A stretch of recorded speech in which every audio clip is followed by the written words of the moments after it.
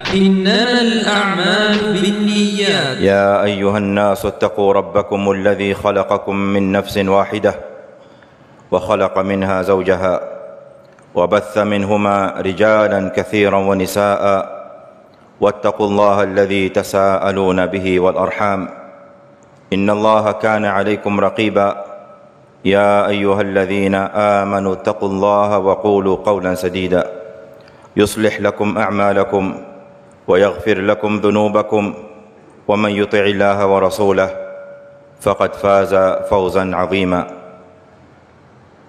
أما بعد فأوصيكم عباد الله ونفسي بتقوى الله فإنها وصية الله تعالى في الأولين والآخرين. قال عز من قائل: ولقد وصينا الذين أوتوا الكتاب من قبلكم وإياكم أن اتقوا الله. Ndugu katika iman, katika khutba ya Ijumaa iliyopita tulizungumzia kwa taufiki ya Allah subhanahu wa ta'ala wasia wa mja mwema Luqman al-Hakim.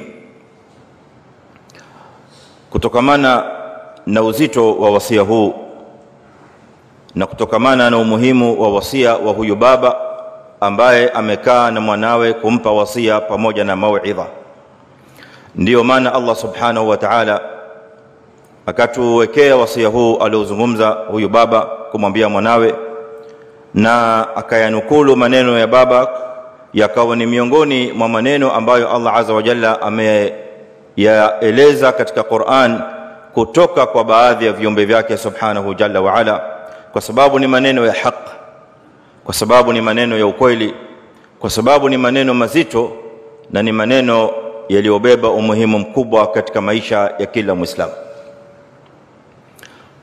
Tulizungumza utangulizi unaohusu Luqman al-Hakim, tukaeleza sera yake kwa ufupi na tukaingia katika umuhimu wa wasia ambao ameuzungumza na kwa sababu gani umewekwa ndani ya Qur'ani kutokamana na umuhimu wake kama tulivyotaja. Kadhalika tulizungumzia wasia wa kwanza wa Luqman kama alivyotaja Allah subhanahu wa ta'ala, huyu mja mwema ambaye wanazuoni wote wamekubaliana kumpa laqab al-Hakim kama alivyomsifu Allah subhanahu wa ta'ala, walaqad ataina Luqmana al-hikma. Hakika tumempa Luqman hikma nyingi sana, na ndio maana akitajwa mja huyu hatajwi hata kwa jina la babake, bali anatajwa kwa jina la laqab kwamba ni Luqman al-Hakim, Luqman mwingi wa hikma. Tukisongea mbele katika suratul Luqman, baada ya wasia wa kwanza wa Luqman kumpa mwanawe ambao ulikuwa ni wasia wa tauhid, wasia wa kumkataza mwanawe kumshirikisha Allah subhanahu wa ta'ala, mbele yake Allah subhanahu wa ta'ala atuambia: wa wasaina al-insana biwalidayhi hamalathu ummuhu kurhan wa wada'athu kurhan wa hamluhu wa fisaluhu 30 shahran wa hamluhu wa fisaluhu fi 'amayn an ishkur li wa liwalidayka ilayya al-masir wa in jahadaka ala an tushrika bi ma laysa laka bihi 'ilm fala tuti'huma wa sahibuhuma fi ad-dunya ma'rufan wattabi' sabila man anaba ilayya thumma ilayya marji'ukum faunabbi'ukum bima kuntum ta'malun. Huu ni wasia wa pili, lakini wasia huu kumekuwepo na ikhtilaf kati ya wanazuoni wa tafsiri. Je, huu ulikuwa ni wasia wa pili wa Luqman au huu ni wasia wa Allah subhanahu wa ta'ala ambao umeingia katikati ya kunukulu maneno ya Luqman? Kauli ambayo wanazuoni wengi wametilia nguvu ni kwamba maneno haya ni wasia wa Allah subhanahu wa ta'ala. Wasia Luqman umeanza pale mwanzo akimwambia mwanawe, ya bunayya la tushrik billah inna shirka la dhulmun adhim. Halafu baada ya wasia huu Allah subhanahu wa ta'ala akatia yeye mwenyewe wasia wake subhanahu wa ta'ala baada ya maneno ya kunukulu maneno ya Luqman. baada ya kuleta wasia wa Allah subhanahu wa ta'ala, kisha Rabbuna tabaraka wa ta'ala akaendelea mbele kukamilisha wasia wa Luqman kama tutakavyokuja kusoma hapo mbele. Ya bunayya innaha in taku mithqala habatin min khardalin fatakun fi sakhratin au fi samawati au fi al-ardi ya'ti biha Allah. Sasa katikati ya huu wasia Allah subhanahu wa ta'ala akaweka wasia wake, na wasia wa Allah subhanahu wa ta'ala unasema kama hivi tulivyosoma, wa wasaina. Nun inapokuja ikiegemezwa kwa Allah subhanahu wa ta'ala katika lugha ya Kiarabu, lugha ya nahwu, wanazuoni wanatuambia inaitwa nunu ta'dhim, sio nunu al-jam'i. Hii ni nuni ya ta'dhim. Allah azza wa jalla anajipa ta'dhima na ukubwa kwa sababu yeye ndiye anayestahili ukubwa na ta'dhima. Wa wasaina al-insana, na sisi, yani yeye Allah jalla jalalu anatuambia tukamuhusia mwanadamu, biwalidayhi, tukamuhusia mwanadamu yani kukaa na kuishi na kuwafanyia wazazi wake wema. Maf'ul ya fi'li ya wasia Allah azza wa jalla hakuitaja katika aya hii, ametaja katika aya zingine. Katika aya hii Allah azza wa jalla hakutuambia wa wasaina al-insana biwalidayhi husnan, atuambia wa wasaina al-insana biwalidayhi, akasimama hapo, kwa maana ya kwamba yale aliyoyatolea wasia Allah jalla jalalu inajulikana, nayo ni ihsan anayotakiwa kila mtoto kumfanyia mzazi wake, baba na mama, na hususan mama mzazi aliyemzaa, kutokamana na kwamba hamalathu ummuhu, mamake aliyemzaa alimbeba, wahnan ala wahnin, mamake alimbeba mtoto huyu katika uzazi wake, katika tumbo lake, kwa udhaifu juu ya udhaifu. Mtizame mama anapokuwa katika hali ya ujauzito, yupo katika hali gani? Ule udhaifu alionao ni kutokamana na kile kiumbe kilichomo ndani ya mwili wake. Kiumbe kile Allah azza wa jalla amekipa uhai, na ili kiweze kuishi katika uzao wa mama, kile kiumbe kinahitaji kula, kinahitaji kunywa, kinahitaji kubadilika, kinahitaji kujigeuza kutokamana na vile Allah azza wa jalla alivyoweka katika kanuni za maumbile ya mwanadamu anapoumbwa katika uzao wa mamake. Mama anayepitia yote haya kwa uzito, mama anayepitia yote haya kwa udhaifu, mama anayepitia yote haya wakati mwingine akiwa katika hali ngumu ya unyonge, akimbeba huyu kiumbe anaitwa mwanadamu kwa muda ambao haupungui mara nyingi miezi 9, wa hamluhu wa fisaluhu fi amain, akambeba mwana huyu na akamnyonyesha na maziwa na akamwachisha maziwa baada ya miaka 2. Hamlu pamoja na fisal katika aya hii Allah azza wa jalla akaziweka zote katika miaka 2. Ndio maana kutokamana na aya hii wanazuoni wakatoa istinbat, wakatoa ufahamu ya kwamba uzazi unaweza kukaa kwa muda mfupi kabisa, ni muda wa miezi 6, kutokamana na aya hii.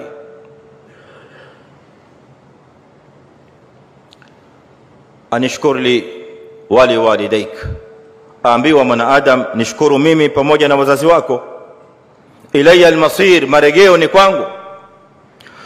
Wa in jahadaka ala an tushrika bi, wazazi wako wawili lao watakuwa ni mushrikina, wakakushikilia ewe mtoto, ewe mwana, wakanang'ana na wewe mwana, wakakwambia kwamba tunakutaka umshirikishe Allah subhanahu wa ta'ala kama ambavyo sisi wazazi wako tulivyo mushrikina, tutakutaka wewe pia uwe mushrikina. Wakinang'ana na wewe kwamba uwe ni mushrik, wakishikilia kwamba uingie katika ushirikina, Allah subhanahu wa ta'ala akwambia fala tuti'huma, usiwatii wazazi wawili, watii katika mengine yote ambayo yanamridhisha Allah subhanahu wa ta'ala. watii katika mambo yote ya khairi ambayo yatakurubisha mbele ya Allah subhanahu wa ta'ala jalla jalaluhu. Lakini katika maasi, na iliyo ya kwanza katika orodha ya maasi yaliyo makubwa kabisa ni maasi ya shirki. Fala tuti'uma, usiwasikize wala usiwatii wala usiwafuate, lakini heshima yao kama wazazi wape vile vile. Ihsani yao ambayo wanastahiki kufanyiwa kama wazazi wafanyie vile vile. Kukaa nao, endelea kukaa nao kwa wema vile vile kama wazazi. Wasahibuhuma fi dunya ma'rufan, na kaa nao kwa wema katika maisha haya ya dunia. Mzazi wamwangalia katika mahitaji yake ya maisha, wamwangalia katika kula, wamwangalia katika mavazi, wamwangalia katika kuishi. Kwa sababu ya kwamba ni mushrikina, usije ukasema babangu wewe ni mushrik, kwa hivyo mimi yale yote ambayo nakuangalia nayo leo yamekwisha, leo ndio mwisho, mimi na wewe hatujuani. Hayo sio mafunzo ya Qur'an. Mafunzo ya Qur'ani yanakuambia maadamu ni mzazi, endelea kumfanyia wema, endelea kukaa naye kwa vizuri, endelea kukaa naye kwa ihsan, na huku kimlingania kumtoa katika ushirikina aliyomo ndani yake. Na wao wakikusukuma, wakinang'ana wewe kuingia katika shirki, usikubali. Wattabi' sabila man anaba ilayhi, na ufuate njia ya yule ambaye anayerudi kwa Allah subhanahu wa ta'ala. Ilayya marji'ukum, marejeo yenu nyote enyi wanadamu ni kwangu mimi Allah subhanahu wa ta'ala. Fa unabbiukum bima kuntum ta'malun, siku hiyo mkisharudi nitawaelezeni enyi viumbe vyangu wanadamu na majini yote mliokuwa mkiyafanya. Ikhwatal iman, Allah subhanahu wa ta'ala ana makusudio maalum ya kuweka wasia huu wa wazazi wawili katikati ya wasia wa Luqman al-Hakim, na mafungamano baina ya wasia wa Allah subhanahu wa ta'ala juu ya wazazi wawili na wasia uliotangulia nyuma, wasia wa Luqman kwa mwanawe kutomshirikisha Allah azza wa jalla na kusimama na tauhid, ni kutokamana na kwamba Allah jalla jalaluhu ameifanya kwamba ni kawaida ndani ya Qur'ani, ameifanya kwamba ni mtindo wa Qur'ani kwamba kila kunapotajwa tauhidi au mara nyingi panapotajwa tauhidi, basi inafuatiliwa na kuhimizwa kwa mwanadamu kuwafanyia wazazi wake wawili ihsan. Kwa maana ya kusema kwamba Allah azza wa jalla ibada kubwa, amali kubwa ambayo ameileta katika manzila baada ya manzila ya tauhidi ni amali ya kuwafanyia wazazi wawili wema. Ukitafuta amal katika a'mal as-salih inayofuata baada ya daraja ya tauhid, kulingana na vile ambavyo Allah azza wa jalla alivyoiteremsha hii Qur'an, utakuja kugundua kwamba ni birrul walidain, al-ihsanu ila al-walidain. Soma aya za Qur'ani utalikuta hili lipo wazi. Allah subhanahu wa ta'ala tuambia sehemu nyingine, wa'budu Allaha wa la tushriku bihi shay'an, mwabuduni Allah subhanahu wa ta'ala wala mshimshirikishe Allah subhanahu wa ta'ala kwa kitu chochote. Wa bil walidaini ihsanan, na wazazi wawili mwafanyie ihsan. Katika suratul Isra, surat Bani Israil, wa qada rabbuka alla ta'budu illa iyyahu wa bil walidaini ihsanan. Allah azza wa jalla amekwisha kupitisha amri ya kwamba hakuna anayestahiki kuabudiwa isipokuwa yeye subhanahu jalla wa ala, wa bil walidaini ihsanan, na amepitisha kadhalika vile vile katika amri kwamba wazazi wawili wanatakiwa kufanyiwa ihsan. Kwa hivyo unafahamu kwa mtindo huu wa Qur'ani vile aya zilivyoteremshwa kwamba Allah azza wa jalla aghlabu ya aya zake za tauhidi anazifuatanisha na al-ihsan ila al-walidain. Madha tafham ayuha al-muslim, ni kitu gani unachokielewa kutokamana na mafungamano haya? Maana yake ni kwamba kama ilivyo au ulivyo umuhimu wa tauhid, wa kumpokesha Allah subhanahu wa ta'ala na kumwabudu yeye peke yake. Kadhalika ni muhimu sana kwa mja na mwanadamu kuelewa ihsani juu ya wazazi wake wawili. Na kama ilivyo uovu wa shirki na ubaya wa shirki na maafa ya shirki kumshirikisha Allah subhanahu, vile vile ndivyo ilivyo, au chini yake kidogo ndivyo ilivyo uovu na ubaya wa kuwafanyia wazazi wawili shirki. Kadhalika kuna mafungamano ya shukrani. Mafungamano ya shukrani Allah subhanahu wa ta'ala ameyataja wazi katika sura Luqman, anishkur li wa liwalidayka, nishukuru mimi pamoja na wazazi wako wawili. Kwa hivyo ukisimamisha tauhid umemshukuru Allah subhanahu wa ta'ala. Kwa hivyo vile ambavyo umemshukuru Allah subhanahu wa ta'ala, kadhalika washukuru wazazi wako wawili kwa kukulea. Wazazi wawili, baba na mama, ambao wamemenyeka, wamekwenda mbio tangu ile siku mbegu ilipoingia katika tumbo na uzao wa mama. Shughuli ilianza siku hiyo, mbio zikaanza siku hiyo, na zile pirika za wazazi wawili wanaanza kupanga na kupangua kila siku. Mtoto huyu karibu anakuja, tufanye vipi? Vile utakavyoishi, vile utakavyosoma, vile utakavyolelewa, vile utakavyokwenda, vile pale utakaposimamia, pale utakapoishi, utakapolelewa, haya yote yanapangwa usiku na mchana na wazazi wawili, mama akiwa katika mstari wa mbele zaidi, akijikosesha usingizi wa usiku ili wewe ulale, akijikosesha kukaa njaa ili wewe ule. Siku ambayo utakuwa uko katika hali ya udhaifu, hali ya unyonge au maradhi yale ni mara mbili au mara tatu yake, kana kwamba yamemsibu mama kabla ya mwana. Na baba naye kule upande wa pili anamenyeka upande wake, mbio za hapa na pale ili wapate kukulea. Je, viumbe hawa waliokulea kwa namna hii, waliokwenda mbio kwa namna hii miaka na miaka, ili wewe uje ufike katika hali ya utu uzima, ukawa una fahamu zako, ukawa una akili zako, ukawa unaweza kujimudu na kujisimamia mwenyewe, je, ihsani yao inakuwaje? Ni viumbe wa kutupiliwa mbali? Ni viumbe wa kusema kwamba nyinyi wakati wenu ushamalizika, sasa wacheni sisi vijana na watoto tuendelee kuishi katika maisha na tuenjoy our life? Maana wakati mwingine kuangalia wazazi wawili inaonekana kwamba ni udhia, inaonekana kwamba ni jambo la kumsumbua sana mwana, mpaka anaudhika kwamba imekuwaje mpaka huyu mzazi amekuwa thakili, akasahau haya yote ambayo Allah azza wa jalla ametuwekea katika mafundisho haya ya Qur'an. Kwa hivyo ikhwatal iman, hii ndio sababu ya msingi Allah subhanahu wa ta'ala kuweka katikati, baada ya wasia wa tauhid yaliyozungumza Luqman al-Hakim, akaufuatanisha na wasia wa al-ihsanu ila al-walidain.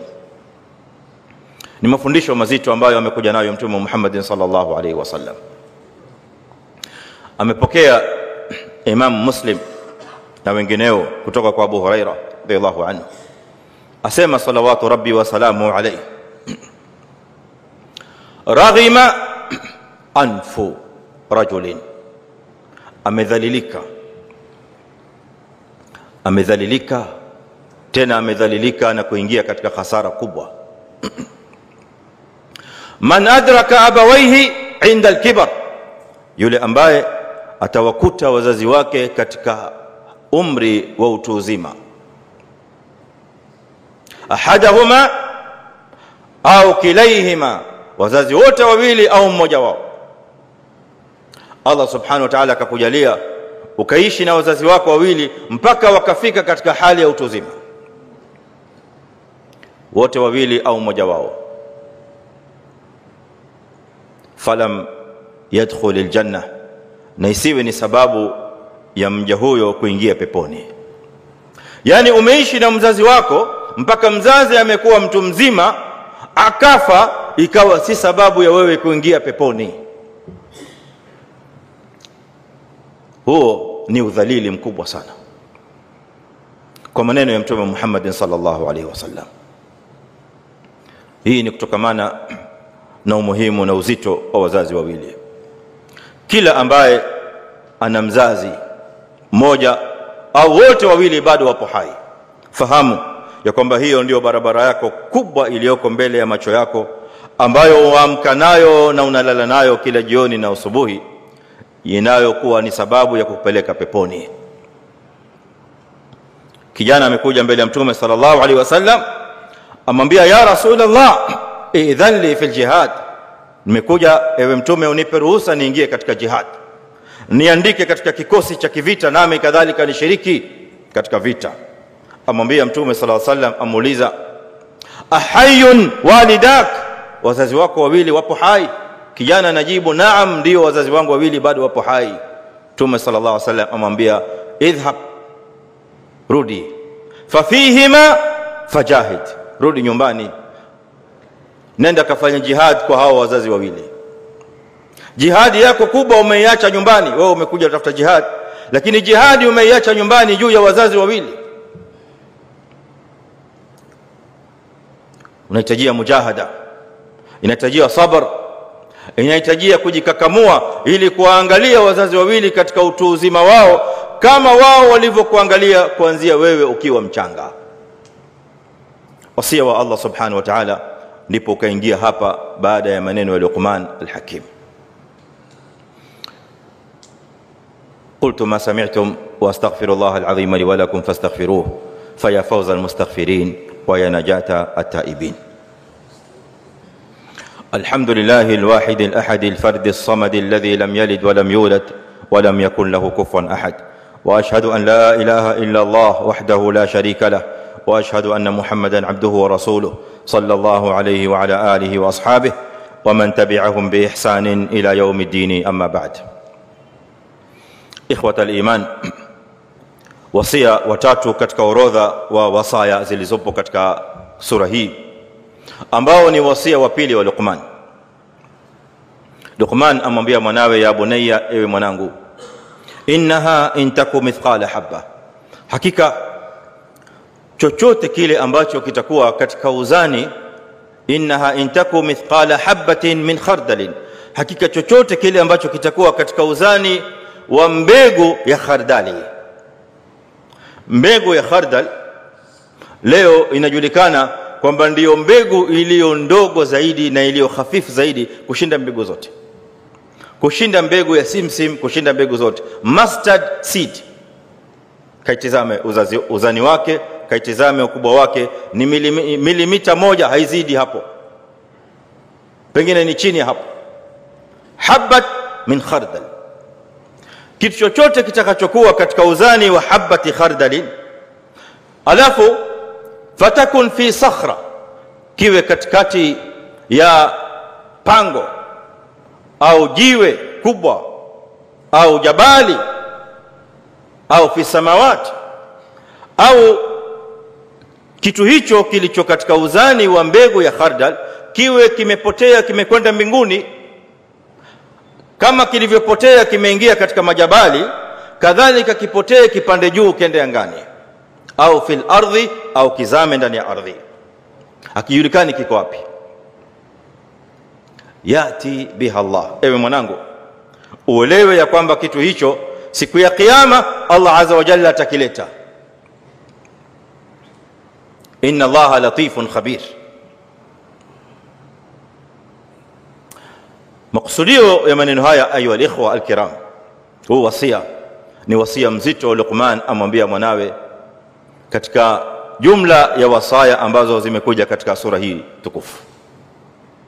Maana yake, ayuha alikhwa, amwambia mwanawe na yuamhimiza mwanawe juu ya muraqabat rabbih tabaraka wa taala. yusi ibnahu, yuallimu ibnahu, ya'idhu waladahu fi an yastash'ira muraqabat Allah tabaraka wa taala. Yumfundisha mwanawe ibada ya kuelewa na kufahamu ya kwamba Allah subhanahu wa ta'ala ndiye mwenye kujua na ndiye mwenye kuona na anayefahamu yote ambayo mwanadamu anayoyafanya, makubwa na madogo. yaliyo dhahiri na yaliyo yasiri, yanayoonekana na yasiyoonekana, yaliyo mazito na yaliyo hafifu. yote Allah subhanahu wa ta'ala muttali'un 'alayha, yote Allah subhanahu wa ta'ala alimun biha, yote Allah subhanahu wa ta'ala khabirun biha. Kwa hivyo ewe mwanangu, hakuna kitu utakachokifanya kiwe ni dogo kiasi hicho, kiasi cha habati khardal, kisha udhani kwamba jambo hili litakuwa limepotea. La, fahamu ya kwamba يوم القيامه Allah azza wa jalla hilo jambo atalileta. Wewe mwenyewe utastajabu, mwanadamu, ili jambo mimi nilidhani kwamba ni kitu cha kawaida, utakwenda kukiona katika mizan al-a'mal يوم القيامه. Maneno haya ayu alikhwa yamefafanuliwa na Allah subhanahu wa ta'ala mtukufu yeye mwenyewe katika Qur'an, katika sura mbalimbali. Atuambia kwa mfano katika surati Yunus wama takunu fi sha'nin wama tatlu minhu min Qur'an wala ta'maluna min 'amal illa kunna 'alaykum shuhudan idh tufiduna fihi wama ya'zubu an rabbika min mithqali dharratin fil ardi wala fis samaa wala asghara min dhalik wala akbara illa fi kitabin mubin. Haya maneno ambayo tumeyasoma sasa hivi katika sura Yunus ni ufafanuzi wa haya ambayo ameyasema Luqman al-Hakim kumwambia mwanawe. Mtume sallallahu alaihi wasallam aambiwa wama takunu fi sha'nin, ewe mtume, na maneno haya aambiwa kila kiumbe, kila mwanadamu, hutokuwa katika jambo lolote unalolifanya, shani yoyote ile itakayokuwa, la khairi ya shari, zuri baya, lolote ambalo utakuwa unalifanya, wama tatlu min Qur'an, na Qur'ani unapoisoma wakati wote ule, wala ta'maluna min amal, na hakuna amali yoyote ambayo mtakuwa mnaoifanya enyi wanadamu, enyi viumbe, illa kunna alaykum shuhudan idh tufiduna fihi, isipokuwa wakati huo mnapoyafanya hayo yaliyotajwa, sisi Allah subhanahu wa ta'ala anasema tunakuwa sisi tupo hapo mashahidi, tunaona. Ukisoma Qur'an, Allah azza wa jalla yupo hapo, anashuhudia ile Qur'ani unapoisoma, yuaona vile unavyosoma Qur'ani, yuasikia vile unavyosoma Qur'ani, yuatambua Qur'ani yake unapoisoma. Amali yoyote unapoifanya, ewe mja, nzuri mbaya, tamko lolote unalolitamka, zuri baya, Allah analishuhudia. Chochote unachokiandika, zuri baya, Allah anakishuhudia. Umeandika katika karatasi, Allah ameshuhudia. Umeandika katika message, Allah ameshuhudia. Kila neno, kila herufi Allah anaishuhudia na amehifadhi kupitia kwa malaika wake watukufu. Na hayo yote yapo katika kitabin mubin.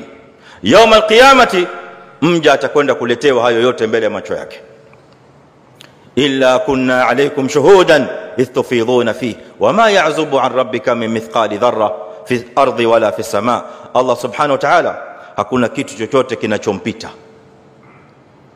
ardhini wala mbinguni, wala asghara min dhalik, hakuna kinachompita katika uzani wa dharra chungu.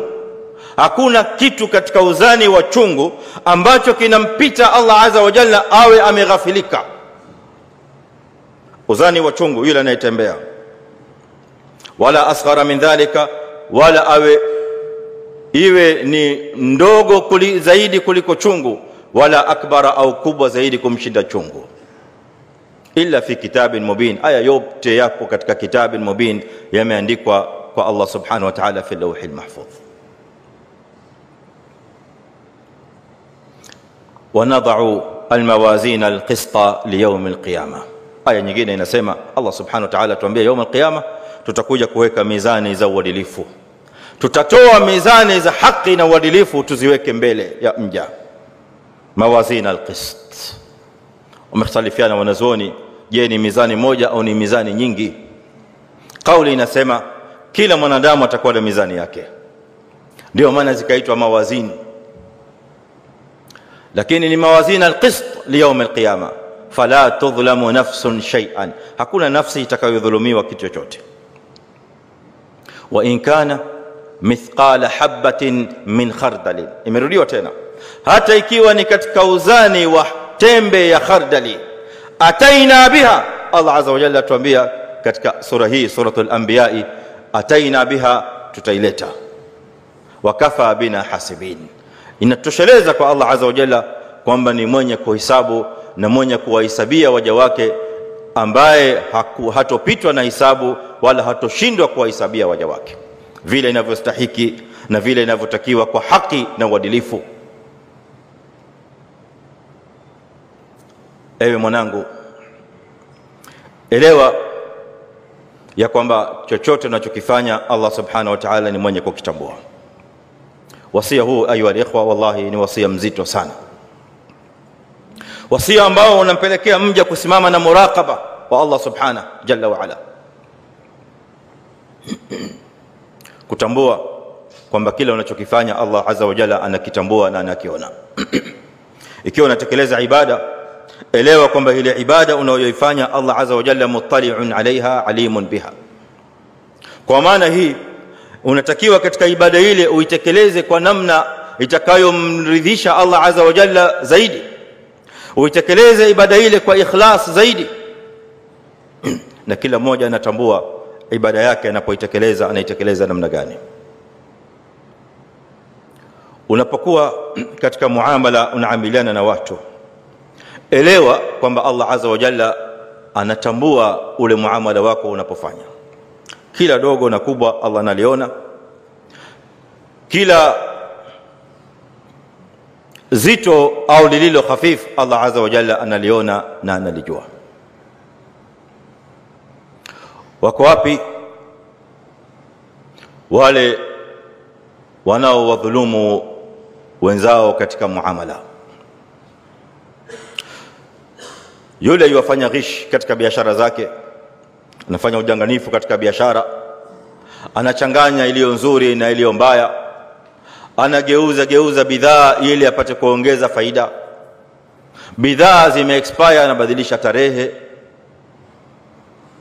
Mwingine yule anatumia hila na janja zake za hapa na pale ili achukue pesa kutoka kwa clients, kutoka kwa watu wanunuzi, kwa namna ambayo hawaelewi zile njia zinazotumika na zinazofanywa. Utamdanganya mwanadamu, utamchezea shere mwanadamu, utamfanyia ujanja mwanadamu, utamfanyia dhulma mwanadamu, utamfanyia ghish mwanadamu, utamchukulia mwanadamu mwenzio kipande cha ardhi kwa nguvu, kwa ujanja au kwa hila, kisha umwambie mwanadamu yule, nenda utakako, unachotaka kukifanya ukakifanye, mimi niko hapa. Hakuna lolote ambalo waweza kulifanya. Ardhi yako nimechukua, ploti yako nimechukua, hakuna kitu waweza kufanya, mimi niko hapa, nenda kafanya unachotaka kukifanya. Iwe ni mita moja, iwe ni dhiraa, iwe ni nusu dhiraa. Habba min khardal ataina biha, innaha in taku mithqala habatin min khardali fatakun fi sakhra au fi samawat au fi al-ardh. Kuna tamko umelizungumza wewe, umeliona kwamba ni tamko la kawaida dogo, lakini Allah azza wa jalla habati khardal anaihifadhi. Je, tamko linakuaje? Ukalizungumza wewe ukaona kwamba ile tamko limekwisha, lishapotea, ile tamko limeingia katika majabali, au limepotea kwenye anga, au limeingia kwenye ardhi. Yaum al-qiyama Allah subhanahu wa ta'ala tamko lile atalileta. Amali yoyote itakayokuwa ambayo waifanya juu ya ardhi hii, ewe mwanangu, fahamu kwamba Allah subhanahu wa ta'ala atakuja kuileta yaum al-qiyama. Yati biha Allah subhanahu wa ta'ala, ataileta katika mizani, siku hiyo utaiona. Kwa maana hii ayuha ikhwa, tunatakiwa waislamu tuwe katika hali ya hadhari kubwa, tuwe katika hali ya muraqaba, kumraqibi Allah subhanahu wa ta'ala. Katika siku za nyuma, maisha ya waja wema waliopita, enzi za waja wema waliopita, kulikuwa na bwana mmoja tajiri sana. Alimwandika kazi kijana wake, akamfanyia kazi, anaitwa Mubarak. Siku moja akamtuma katika mabustani yake, akamwambia, nenda katika mabustani yangu yako pale fulani, nataka ukakae katika haya mabustani kwa muda, ukiangalia yale mabustani, ukiimarisha, ukiyanywisha maji, ukiyakuza vizuri ili itoe mimea vizuri na matunda. Kijana akaondoka kwa sababu ni mwajiriwa, akatii amri akaenda katika mabustani. Baada ya miezi kadhaa tajiri yule akaja katika mabustani yake. Akifika akakaribishwa na yule kijana, akamwambia nenda kaniletee zabibu, matunda ya zabibu. Kijana akamletea matunda ya zabibu, katika riwaya nyingine ya rumman. Akija nayo yule kijana akampa tajiri wake, tajiri akila ni chungu, akamregeshea, mwambia wewe vipi, umeniletea inab zabibu hizi chungu, nenda kaleta zingine. Kijana karudi kaleta matunda mengine ya zabibu, akimletea tajiri yule akila bado chungu, kakasirika. Ambia wewe vipi bwana, uelewi mimi nakutuma matunda, wewe waletea matunda chungu, kaletee mengine. Akarudi mara ya tatu. Kijana akileta matunda mara ya tatu ya zabibu, tajiri yake akila bado ni matunda chungu. Sasa kwa ghadhabu akasimama, kwa ghadhabu kubwa sana, akiwa amekasirika. Ambia wewe unanifanyia kusudi ama vipi? Mimi nakutuma matunda mara tatu, wewe waniletea matunda ya zabibu chungu, hayaliki, bado hayajaiva. Kijana akamjibu akamwambia, ya sayyidi, ewe tajiri yangu, tangu nilete hapa katika hili bustani mimi sijawahi kula hata zabibu moja. Tajiri akashtuka, mwambie inakuaje, haiwezekani. Amwambia kwa sababu umenituma, kazi yangu kaniambia kuja kusimamia mimea, kuja kuimarisha mimea, kuja kuisimamia mabustani. Hujanituma kuja kula matunda ya inab wala kula matunda yote. Kwa hivyo mimi wala sio sijakufanyia wewe muraqaba, mimi nimefanyia muraqaba Allah jalla jalalu. Najua wewe huwezi kujua, wewe hupo. Mimi ningekula matunda mpaka nikashiba usiku na mchana. Ungejuaje wewe? Wakati huo hakuna video, hakuna CCTV, hakuna simu, hakuna satellite. Ungejuaje? Lakini nafahamu ya kwamba Allah azza wa jalla muttali'un alai. Naelewa kwamba Allah subhanahu wa ta'ala yuwaona na yuwatambua yale yote ambayo ninayofanya. Yeye ndiye mimi ni kamraqib. Kwa hivyo hata siku moja mimi sijawahi kula inab. Kwa hivyo sijui mimi matunda yaliyoiva yana testi vipi, matunda ambayo hayajaiva yana testi vipi, mimi sijui. Tajiri akashtuka, kastajabu sana na haya maneno. Akamwambia kaa chini, nimekusamehe. Haya maelezo umenieleza yameniingia katika moyo, nimeridhika. Kwa sababu ameona kwamba ni mja mwema aliye na uaminifu, akaona afadhali amuuliza swali la kutaka ushauri. Akamwambia naomba ushauri kutoka kwako, mimi nina binti yangu huyu ni muoze nani katika hao wanaokuja kuposa posa? Huyu bwana kijana akamjibu akamwambia, ahlul jahiliyati, watu wa jahiliya, yuzawijuna lilhasab, watu wa jahiliya wanaozesha kutokamana na hasab, wanaangalia kabila, hasab, daraja na kadhalika. Wal yahud, na mayahudi, yuzawijuna lilmal, wanaozesha kwa mali. Wan nasara, na manasara, yuzawijuna liljamal, wanaangalia uzuri. Wa amma hadhihi al-umma, amma umma huwa mtume Muhammad sallallahu alaihi wasallam, yanzuruna ila din, wanaangalia dini na khuluq. Kwa hivyo nenda kaangalie mwenye dini na khuluq. Bwana akakaa akafikiria, akarudi akamwambia yule kijana, mimi nimeangalia na nikaangalia, sikuona mwenye dini na khuluq isipokuwa wewe. Kwa hivyo naomba mimi huyo binti yangu nikuoze wewe, sio mtu mwingine yote. Akamwambia nenda kamshauri binti mwenyewe. Baba kamshauri binti akaridhika, akaja kamoa. Ndoa hii ndio iliyomzaa mtoto kijana anayejulikana kwa jina Abdullah ibn al-Mubarak, mmoja katika wanazuoni wakubwa, mmoja katika wachaji Mungu wakubwa, mmoja katika waja wema wakubwa mbele Allah subhanahu wa ta'ala, aliyetoa wanafunzi wengi, aliyenukulu hadithi nyingi sana za mtume Muhammadin sallallahu alaihi wasallam. Ametokamana na mbegu iliyokuwa nzuri na mbegu iliyokuwa inafahamu muraqabat Allah subhanahu jalla wa ala. اللهم صل على محمد وعلى آل محمد كما صليت على إبراهيم وعلى آل إبراهيم إنك حميد مجيد. ربنا آتنا في الدنيا حسنة وفي الآخرة حسنة وقنا عذاب النار. اللهم اجعلنا من السعداء المقبولين ولا تجعلنا من الأشقياء المطرودين. سبحان ربك رب العزة عما يصفون. Ili kuboresha kazi zetu, tunaomba mchango wako kupitia lipa namba kwa mitandao yote. ila Allahi wa rasulih, Jina Al-Hidayah Online TV. Aidha usisahau kusubscribe, kulike na kucomment. Asante kwa kutuunga mkono. Al-Hidayah Online TV, uongofu kwa walimwengu. أوقاتي